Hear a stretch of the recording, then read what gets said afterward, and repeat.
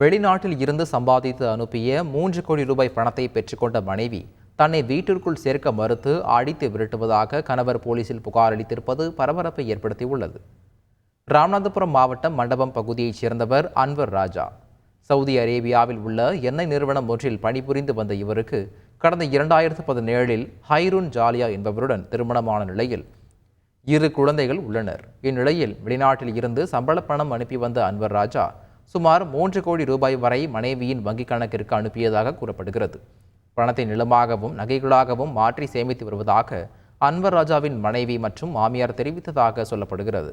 இந்நிலையில் வெளிநாட்டில் இருந்து சொந்த ஊர் திரும்பிய அன்வர் ராஜா தன்னை தன் மனைவி மற்றும் அவரின் குடும்பத்தினர் வீட்டிற்குள் சேர்க்க மறுத்து அடித்து விரட்டுவதாக கூறிய நிலையில் இது குறித்து அவர் ராமநாதபுரம் மாவட்ட காவல் கண்காணிப்பாளர் அலுவலகத்தில் கண்ணீர் மல்க புகார் அளித்தது பரபரப்பை ஏற்படுத்தியது. சவுதி அரேபியாவில் ஒரு தனியார் நிறுவனத்தில் வேலை பார்த்துட்டு இருக்கேன். போனதுல இருந்து இப்போ வரைக்கும் சம்பாதிச்ச காசை எல்லாம் அவங்க அக்கௌண்ட்டுக்கு அனுப்பி, அவங்க ஃபேமிலியில் உள்ள அக்கௌண்ட்டுக்கு அனுப்பி, இடம் வாங்கி தர்றேன், நகை வாங்கி வச்சிருக்கேன், அப்படி இப்படின்னு சொல்லி குறைஞ்சது ஆன்லைன் டிரான்சாக்ஷன் மட்டும் 2.5 கோடி.